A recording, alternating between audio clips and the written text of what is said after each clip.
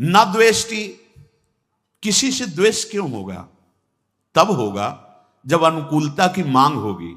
अनुकूलता की मांग तब होती जब हृदय शुष्क होता है, और जब भगवद रस से द्रवित है तो किसी और की अनुकूलता की जरूरत होती क्या? नहीं। तो द्वेष कैसे बन सकता है? अगर श्रीपाद भी कह रहे कि अगर तुम्हारा किसी से द्वेष है, भगवत तत्व का अनुभव नहीं होगा, भगवदानंद की अनुभूति नहीं होगी। पक्का बात है, हरिवंश नाम लीन जे अजात शत्रु ते सदा। ऐसा थोड़ी है कि इससे निकलना नहीं पड़ता, निकलना पड़ता है उस जगह से जहां से तुम्हें गाली मिलेगी, निकलना पड़ता है। तुमसे द्वेष करने वाले सामने आएंगे, बेमतलब द्वेष करेंगे, तुम्हें वो दिखाना है भजन का प्रताप कि अब हे प्रभु, आप जो ये प्रश्नवाचक चिन्ह खड़ा कर दिए, इस रूप में आकर के हम आपसे द्वेष नहीं करेंगे। आप मारो, गाली दो, अपमान करो, हम आपके अंतर से चरण वंदना ही करेंगे, क्योंकि आप निकल गए। और अगर द्वेष कर लिए तो जहां माला में हाथ डाला तो पहले वही आएगा। रागात्मक द्वेषात्मक वृत्ति ये अंदर की, हम यहां की बात कहते हैं, यहां की। जैसे कोई कहता है कि आज तो सत्संग में हमारे मन की बात हुई। भैया, समष्टि मन भगवान की ही, तो जब भगवान में चित्त तो समस्त मन की बात आ जाती है। वो किसी के मन की बात नहीं पढ़ते संत जन, वो भगवान की बात, तो वो सबके मन की बात हो जाती है। क्योंकि जो जो उसमें तरंगें उठ रही हैं वो पूरी सृष्टि में है, हर मन में है, क्योंकि उसी ढांचे से मन की रचना हुई। तीन ही है, सतोगुण, रजोगुण, तमोगुण। तमोगुण होगा तो ऐसी तरंग, रजोगुण होगी तो ऐसी तरंग, सतोगुण होगी तो ऐसी तरंग। कभी भी किसी से भी द्वेष ना होने पाए, बचाओ, अपने आप को बचाओ। आपसे और सावधानी की बात कहते हैं, सामने वाले को आप प्रणाम करेंगे ऐसे, अब आपको लगे हम तो हाथ जोड़ रहे हैं, प्रणाम कर रहे हैं, मान दे रहे हैं। नहीं, तुम वो क्या कर रहा है मत देखना, तुम क्या कर रहे हो बस इतनी बात देखनी। तुमने प्रणाम कर लिया, अब दोबारा उसके चेहरे की तरफ मत देखना। चेहरे की तरफ देखोगे तो फिर द्वेष हो जाएगा। हम तो नम्रता से प्रणाम कर रहे हैं, हाथ जोड़ रहे हैं, वो अपमान पे अपमान किए जा, हमें उसका कर्तव्य नहीं देखना, हमें अपना कर्तव्य, साधक अपना कर्तव्य केवल देखता है और निरपेक्ष हो जाता है। सबसे पहला शब्द है जिनके भगवान पीछे घूमते चरण रज लेने के लिए, निरपेक्षम। सबसे पहला निरपेक्षम मुनिम शांतम निर्वैरम समदर्शनम। निरपेक्षम, किसी की अपेक्षा नहीं। वो हमसे द्वेष कर रहा है, हमको बचाना है अपने आप को। क्या प्रभु कुछ भी कर लो, अब नहीं, आप ही हो। सच्ची बात करें, हृदय जल रहा है उसकी बात से, लेकिन आपने ये भाव डाल दिया, ये ऐसा काम करेगा कि द्वेष होने ही नहीं देगा आपके हृदय में। ओ अगर आप ऐसे, भगवान ही तो सब में है, ऐसा देखा उसके चेहरे की भाव भंगिया कि आप तो प्रणाम कर रहे हो, आप फिर नहीं सह पाओगे, फिर ये पक्की बात हृदय की है। बहुत बचने की जरूरत है। ये अहंकार का फोड़ा बिना गुरुदेव के आप ऑपरेशन नहीं होता। एक बार ऑपरेशन हो गया तो इतने चतुर डॉक्टर हैं कि एक कण भी नहीं रहने देते कि दोबारा ये कैंसर न फैल जाए। नहीं तो भैया हमने देखा है कि जब तक बिल्कुल पक्का सर्जन नहीं होगा तो ऑपरेशन तो होते छोटे मोटे, पर कण रह जाते हैं कैंसर के, और वो बगल से फिर वैसे ही। लेकिन चतुर जो सर्जन होते हैं वो नहीं रहने देते, कोई कण नहीं रहते। वो है सदगुरुदेव। हाँ, मिटिया मेट कर देते हैं इस देहाभिमान को। ये बिल्कुल समझो, यहाँ की छाती की बात कहते हैं, ये बहुत जहर है। इसीलिए कोई भगवदानंद की अनुभूति नहीं होने दे रहा, कोई आध्यात्मिक भूमिका नहीं जागृत होने दे रहा। यही भगवान के सामने कालिया फन नीचे थोड़ी कर रहा था, ऐसे ही कर रहा था। भगवान है पर फन हुआ, दबा के चढ़ गए फन के ऊपर। जो फन ताता थे उनका तो नृत्य और उनका सारा का सारा अहम चूर। तो गुरुदेव का तो मनोरंजन हुआ अहम के साथ खेलने। पुराने खिलाड़ी है ना, हमारी दुर्दशा अहंकार की कर दी। ये अब हमारी शरण में आ गया, अब तुझे यहां से हटना होगा या बदलना होगा। अब इस हमारे जन को तुम माया में नहीं फंसा सकता। गुरुदेव पुराने योद्धा हैं, न जाने कितनी बार पछाड़ की है और हृदय को कितनों के निर्मल किया है। ये अहम बहुत बहुत विचित्र है और इसी अहम से द्वेष होता है। इसी अहम से जब हमें लगता है कि मैं साधुता से चल रहा हूं, मैं शास्त्र संयम से चल रहा हूं, और बार बार आप ऐसा व्यवहार करते हैं, तो फिर वो अहम असहनीय हो कर लेता है हृदय को, फिर वो प्रतिक्रिया में आ जाता है। सदगुरुदेव भगवान के वचन, अगर अहम नहीं तो प्रतिक्रिया कैसी? अगर प्रतिक्रिया है तो यही अहंकार का स्वरूप है। प्रतिक्रिया कैसे? फिर एक दिन बहुत करुणा में भर के कहा कि सबके वाहन हैं, किसी के गरुण वाहन हैं, मयूर वाहन है, नंदिकेश्वर हंस वाहन है, सबके। जानते हो हमारी स्वामिनी जी का वाहन क्या है? महाराज जी हमने कहीं पढ़ा नहीं, कहीं सुना। बोले दैन्यता। यद्यपि सकल लोक चूड़ामणि, दीन अपन पो माने, प्रीति की रीति रंगी लोई जा। सदगुरुदेव के वचन। अगर उपासक में दैन्यता नहीं तो प्रियाजू विराजमान कहां होंगी? क्योंकि प्रियाजू का वाहन दैन्य है। देखो, प्रिया प्रेम रस प्राप्त करने के लिए अखिल ब्रह्मांडों के ईश्वर भगवान श्री हरि कितने दैन्य हैं, कितने दैन्य हैं। यद्यपि सकल लोक चूड़ामणि, अखिल कोटि ब्रह्मांडों के स्वामी, दीन अपन पो मांगने, अपने को प्रियाजू के सामने कितना दीन। ये एकांतिक निकुंज की बात, बाहरी नहीं जान सकते। हरिराम व्यास जी देख रहे हैं कि प्रियाजू के सामने पीक दाने लिए सरकार खड़े हैं अखिल ब्रह्मांडों।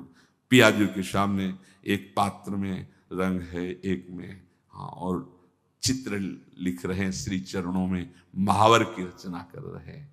ध्रुवदास जी देखते हुए कह रहे हैं, बिहरत कुसुम पराग लगत, तब पीत वसन लय झारत, लुठत मयूर चंद्रिका तिंतर, अद्भुत छवि निहा, जावक चित्र बनाई संवारत, करन सफल तब मानत कौन, जिनके ध्येयम सदा परिभवग्नम अभीष्ट दोहम, तीर्थास्पदम शिव विरंच नुतम शरण्यम। भूल करके अपनी महिमा को दैन्य होकर प्रिया प्रेम में ऐसे, तो बोले हमारी स्वामिनी का वाहन है दैन्यता, और ये दैन्यता कहीं मिलती नहीं। बिना अहंकार गए दैन्यता नहीं आती। अहंकार गुरुदेव के द्वारा नष्ट होता है, परिवर्तित होता है। यो न हृष्यति, हर्ष नहीं किसी भी वस्तु व्यक्ति स्थान की प्राप्ति में, और न द्वेष्टि, कोई तुम्हारे प्रतिकूल आचरण करे, निंदा करे, अपमान करे, तुम्हें गुस्सा दिलाना चाहे, तुम्हें द्वेष नहीं करना है। बचो परम पद प्राप्त करने के लिए, भगवान के प्रिय बनने के लिए। यहां जो तात्पर्य है प्यारे को, मतलब भगवान कह रहे भक्तिमान्य स में प्रिया, सब मेरे को प्यार करते, मैं उसको प्यार करने लगूंगा। किसको? जिसके हृदय में हर्ष नहीं, किसी से द्वेष नहीं, और न सोचती। जैसे सब कुछ तुम्हारा छिन गया। कितना था? किसी भी नगर के किसी एक कोने में तुम्हारा महल बना होगा, हम कह रहे हैं। पूरे विश्व ब्रह्मांड की संपत्ति का असंख्य हिस्सा होगा तुम्हारी संपत्ति। बहुत संपत्ति है भाई वो। अरे समुद्र को रत्नाकर कहा गया है, एक से एक रत्न। भूमि में अष्टम धातु ऐसे प्रकट होती है, जैसे गेरू पीली मिट्टी, ऐसे चांदी सोना भूमि में है। इसी भूमि में कितनी संपत्तिवान हो, क्या हो, कुछ नहीं। अगर नष्ट हो जाता है तुम्हारा, तो तुम्हें यह ध्यान रखना है कि तुम हरि के हो। जिसने ऐसे, इसे निमेष कहते हैं, पलक झपकने को, पलक झपकने में अनंत ब्रह्मांड बना दिए। उसकी लीला है। मेरा जो कुछ नष्ट हुआ है, एक सेकंड में वो अनंतों गुना बना दे। भगवद आश्रित कभी शोकित नहीं होता किसी वस्तु व्यक्ति स्थान के नष्ट हो जाने पर। जैसे कोई पधार गया, खूब नाम कीर्तन करो, इतने समय के लिए हमारे साथ आया था, भगवान मंगल करे, खूब नाम कीर्तन, खूब उत्सव मनाओ, रोना मत। जितने आंसू गिरेंगे वो नाक लार ये सब दुर्गति का कारण होती है। अगर आप पुत्र को प्यार करते हो, अपने परिवार को प्यार करते हो, वो पधारने जा रहा है, तो बैठ के नाम कीर्तन करो, रोने की जरूरत नहीं है। मोह ग्रसित होकर आंसू मत बहाना, राधा राधा कीर्तन करो, मंगल करो उस जीव का जो तुम्हारा भाई बना था, तुम्हारा पुत्र बना था, तुम्हारी पत्नी बना था, तुम्हारा पति बना था। वो उतने ही समय के लिए आया, पर ये मोहाविष्ट जन हमको बहुत चाहते थे, जो कहते थे वो करते थे, अब कौन करेगा। इस बात के लिए रोना धोना होता है, प्यार तो होता ही नहीं, क्योंकि जो था उसको तो कभी जाना नहीं। तो बिन जाने न होए प्रतीति, बिना जाने विश्वास नहीं होता, बिन प्रतीति होए नहीं प्रीति। तो तुम्हारी प्रीति कहाँ थी? अपनी चाह की प्रीति के लिए रोना। तो हम सबसे प्रार्थना करते हैं, किसी का शरीर पूरा हो रहा हो तो हमारी बात प्रार्थना मान लेना, 4 बार राधा नाम चाहे सुनाओ जाके आसपास पड़ोस में। वो अगर शरीर है तो राधा राधा राधा राधा सुना रहे, अगर शरीर नहीं है तो जो राधा नाम उच्चारण किया उस जीवात्मा को दे दो, ये उसके लिए, उसका मंगल। रोने की कोई जरूरत नहीं। तो ना शोक नहीं, और भक्त के हृदय में न कांक्षति। अब हम क्यों चाह करें? हमारे प्रभु अल्पज्ञ हैं क्या कि हम कहें कि ऐसी व्यवस्था कर दो, ऐसी परिस्थिति कर दो, ऐसा कर। सच्ची कहते हैं, जिसकी जैसी परिस्थिति है वो भगवान के विधान से आई हुई है। आप उसी परिस्थिति में भजन कर लो, आपको कोई फेल नहीं कर सकता। यही जीव की दुर्दशा है। वो निकलने की चाहत सत्संग से पैदा हुई, सत्संग ने निकाला और सत्संग को ही छोड़ दिया। क्या हुआ फिर? पार फायदा क्या? वृंदावन बस के इतनो बड़ो सयान, जुगल चरण के भजन बिनु निमिष न दीजे दान। क्यों आए थे? कमाई तो वहां बढ़िया हो रही थी, यहां क्या कमाई है? ये तो प्रेमियों का देश है, यहां भजन कमाओ, प्रियालाल रूपी संपत्ति बढ़ाओ अपने हृदय में। तो न कांक्षति, कोई आकांक्षा भक्त न करे, अगर करे भी तो छूट दे दे हमारे प्रभु को। तो भगवान ने कहा है अर्थार्थी आर्त जिज्ञासु ज्ञानी, मतलब आपको भक्त ही माना जाएगा, पर छूट दे दो कि प्रभु यदि मेरी मांग से आपका भजन ना रुके तो आप दे देना, अगर भजन रुके तो प्रभु मत देना, ये आपके ऊपर छोड़ दिया। शुभाशुभ परित्यागी भक्ति मान्य स में प्रिया। जैसे अशुभ हमारी दुर्गति कर देता है, ऐसे शुभ भी दुर्गति का कारण है। कोई विद्वान कह सकता है कि शुभ के द्वारा दुर्गति? तो सुनो, तुम शुभ कर्म करोगे, यहां से ऊपर के लोगों को जाओगे। जैसे स्वर्ग गए आप, खूब भोग भोगेंगे जितना आपका शुभ है, और पुण्य छीणे मृत्यु लोक के विशंति, तो फिर कहां गए? वहीं आ गए ना। तो आवागमन तो नहीं मिटा ना, तो सदगति तो नहीं हुई ना। तो हुई क्या? उसे एक अच्छा स्वप्न, एक बुरा स्वप्न, लेकिन है तो दोनों स्वप्न ही, कोई खास बात थोड़ी है। तो इसीलिए शरण निरापक पद रमित सकल अशुभ शुभ नंस, आचार्य श्रीहित महाप्रभु हरिवंश चंद्र जी के लिए, कि जो इनकी शरण में हो जाता है ये शुभ अशुभ का नाश कर देते हैं। और देत सहज निश्चल भगति, जय जय श्री हरिवंश। जो ना हर्षित होता है, ना द्वेष करता है, ना कोई शोक करता है, ना कोई आकांक्षा करता है, और शुभ अशुभ का भी परित्यागी है, और सदैव मेरी भक्ति में रत है। भगवान कह रहे हैं स में प्रियहा। बहुत से भक्त मुझे प्यार करते हैं, पर मैं इसको बहुत प्यार करता हूं। स्त्रीषु स्तन्यप तोकवत स्व अतिथि गेहेथ देहेप च। श्रीपाद कह रहे हैं जहां तुम्हें वास मिला है ऐसे रहो जैसे अतिथि आता है किसी के घर में तो अपना घर नहीं मान लेता, सोचता है हमें तो बस समय व्यतीत करना है, जितने दिन चले जाना है यहां से। बिल्कुल ठीक ऐसा ही है, चाहे गृहस्थ में हो चाहे विरक्त में हो, घर को अपना नहीं मानना चाहिए।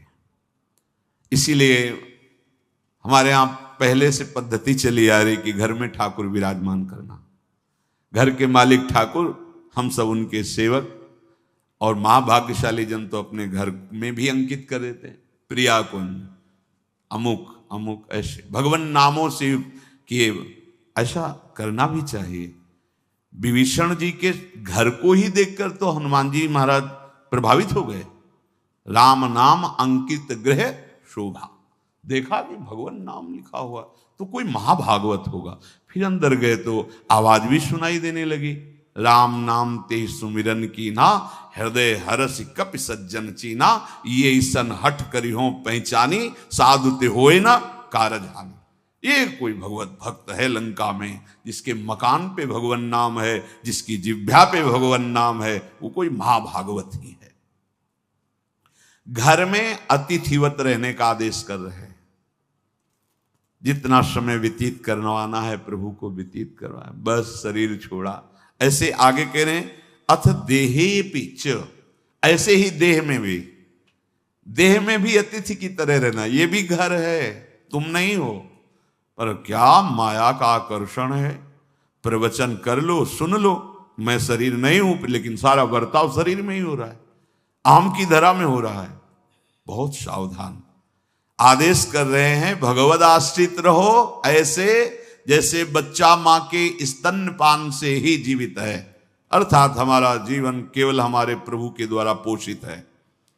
महलों में राखे चाहे झोपड़ी में वास दें, आपका आप जैसा ज्यों ज्यों राखत हो त्यों त्यों रहियत हो हरि, हे हरि आप जैसे आप। घर में अतिथिवत रहो, अभिमान मत करो मेरा घर है, और शरीर में भी ऐसे ही अभिमान मत करो कि मैं शरीर हूं या मेरा शरीर है। भगवान ने ये शरीर दिया है, बड़े भाग मानुष तन पावा, भगवान ने दिया है। ये सुर दुर्लभ सदग्रंथन गावा, काहे के लिए मिला है? भजन करके भगवत प्राप्ति के लिए। कैसे होगी भगवत प्राप्ति बता रहे हैं, रोज सत्संग में वही चर्चा होती है। देखो, शास्त्र हैं दुग्ध, गुरुदेव अपनी बुद्धि से हर सूत्रों को दही की तरह जमा कर अलग अलग निकाल करके और अपनी ज्ञान की बात उसमें डाल करके उसे दही की तरह जमा दिया, फिर मंथन किया और उसमें जो सार निकला मक्खन, उसे फिर और तप के द्वारा पवित्र हृदय में रख करके फिर देखा और घी की तरह निकाल के आपको दे दिया। इसीलिए कहा जाता है कि संत समागम से बढ़कर कोई भी साधन नहीं। व्रतान यज्ञ छंदांसि तीर्था नियमा यमा, यथा वरुंधेत सत्संगा सर्वसंगोपहो हिमाम। क्यों? क्योंकि कोई मेहनत नहीं करनी पड़ी, सीधे घी मिल रहा है, बस उसे स्वीकार कर लो। तुम शास्त्र स्वाध्याय करते तो तुम्हारी बुद्धि के अनुसार उसका भाव आता, और जब महापुरुष जन शास्त्रों को देते हैं, परोसते हैं हमारी श्रवणेन्द्रिय से हृदय में, तो वो अपनी स्थिति से उसका भाव दर्शन कराते हैं। तो द्वेषम संतत माचरत स्वपितनु वाणी हृदय मित्रवत। तुम्हारे हृदय में पूरी सृष्टि में किसी से भी द्वेष नहीं होना चाहिए। अगर हम किसी से भी अनुकूलता की चाह करेंगे तो हमारे हृदय में द्वेष हो जाएगा। भगवान के वचन हैं, यो न हृष्यति न द्वेष्टि न सोचति न कांक्षति, शुभाशुभ परित्यागी भक्तिमान्यः स मे प्रियः। भगवान को हम प्यार करते हैं, भक्ति मार्ग में चलते हैं, अहोभाग्य है। पर धन्याति धन्य वही हुआ जिसे भगवान कहते हैं कि वो मुझे प्रिय है। कौन प्रिय है? यो न हृष्यति न द्वेष्टि न सोचति न कांक्षति, शुभा और अशुभ परित्यागी, भक्ति मान्य स में प्रिय। बहुत अमृत में भगवान के वचन है। यो न हृष्यति, अभी बताया, हमारा द्वेष तभी होता है जब किसी से हम राग कर बैठते हैं। राग होता है अनुकूलता में, हमारे अनुकूल वो वस्तु, वो व्यक्ति, वो स्थान, वो बात, वो चेष्टा हुई तो राग हो गया, और उसी के द्वारा जब प्रतिकूल हुआ तो द्वेष हो गया। द्वेष की स्वयं की सत्ता नहीं है, जैसे क्रोध की स्वयं की सत्ता नहीं है। ये काम से कामः संजायते क्रोधा, ऐसे ही राग से द्वेष का प्रादुर्भाव हुआ है। अगर हम कहीं भी राग करते हैं तो उसके मूल में सुख बुद्धि अनुकूलता प्रियता, अनुकूलता की प्रियता, सुख बुद्धि ही राग करा देती, किसी शरीर में, किसी वस्तु में, किसी में भी। इसको काटने के लिए भगवत भाव ही समर्थ है, दूसरा नहीं। मेरे प्रभु इसके हृदय में विराजमान हैं,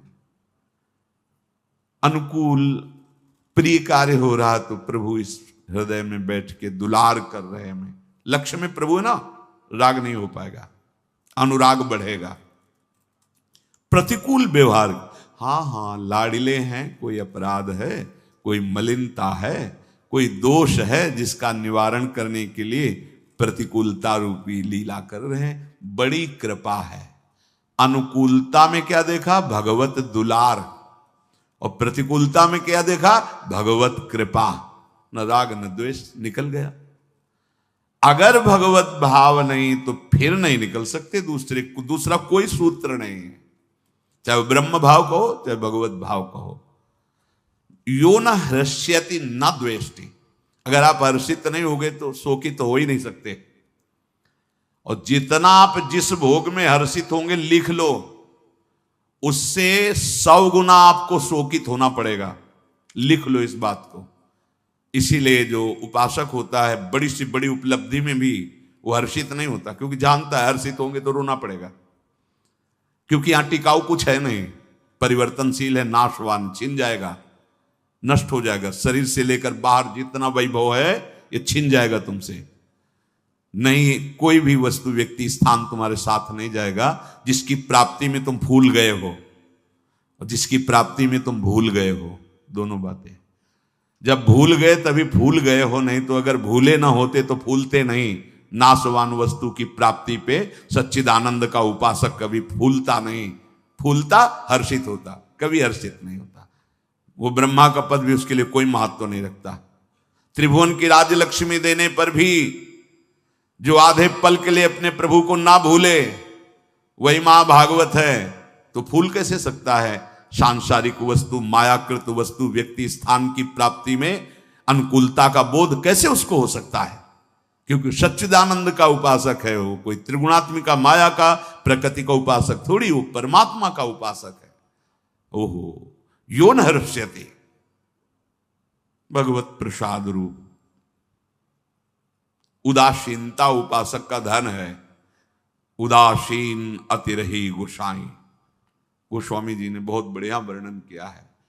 गिरा अर्थ जल बीच सम कहियत भिन्न न भिन्न, बंदों सीता राम पद जिन्हीं परम प्री खिन्न। कहीं भी नहीं, उदासीनता ही खिन्नता है। जो उदासीन रहता है वो उन्मनी अवस्था को प्राप्त हो जाता है। न हर्ष है, न शोक है, न लाभ है, न हानि है, न सुख है, न दुख है, एक अद्भुत आनंद। पूज्य राधा बाबा को आप देखिए, जब कभी आपको जहां वो विराजमान दिखेंगे तो ग्रीवा झुकी हुई, क्योंकि उन्मनी अवस्था, हर समय अपने आराध्य देव की लीला में, चिंतन में डूबे हुए, बाहर से बिल्कुल शून्य, व्यवहार शून्य। भाई जी महाराज व्यवहार रत होते हुए भी उस अवस्था को प्रदान करने वाले जो बाबा को अवस्था प्राप्त है, वो भाई जी का प्रसाद, भाई जी की कृपा से प्राप्त हुआ। ये समझना है। अगर हम किसी भी लौकिक वस्तु की प्राप्ति में हर्षित होते हैं तो शोक को रोक नहीं पाएंगे। लड़का हुआ, थाली बजाओ, लड्डू बांटो, ठीक है, गया, पूरा मोहल्ला बैठ के रो। हर्षित हुए ना, शोकित होना पड़ेगा। ये मिल गया, हर्षित हो गए, पार्टी मनाओ। नष्ट हुआ, वहीं बड़ी विचित्र लीला है। हरि दिखा रहे हैं, फिर भी श्रवण।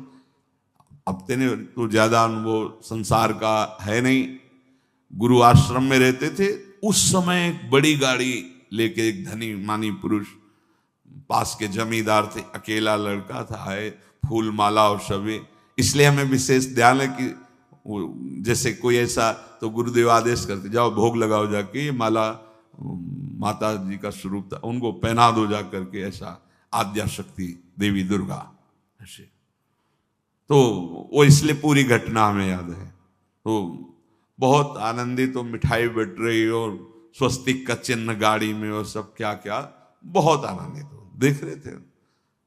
2 घंटा व्यतीत हुए, वहां से वो ढूंढी जा रहे थे। ढूंढी घाट है गंगा जी का, और बहुत बड़े महापुरुष वहां विराजमान थे, स्वामी श्री आत्मा प्रकाश, एक से एक सिद्धों का गढ़ गंगा किनारा।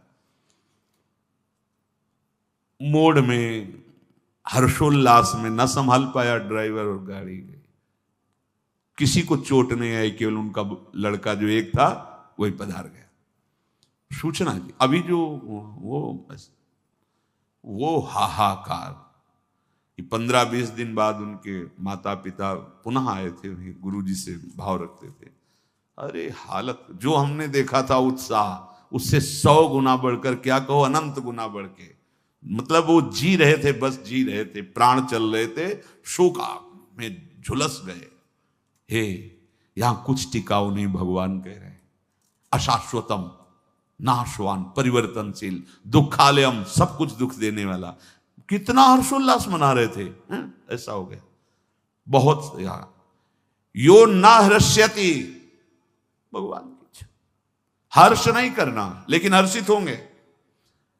जन्मदिन मना रहे, अरे बैठ के कीर्तन करो और अंदर से सूकित हो कि पता नहीं अब कई मिनट रह गए, कितने मिनट रह गए जीवन के, 1 वर्ष गया और भगवत साक्षात्कार नहीं हुआ। यहां जिससे दुर्गति होनी उससे पार्टी मना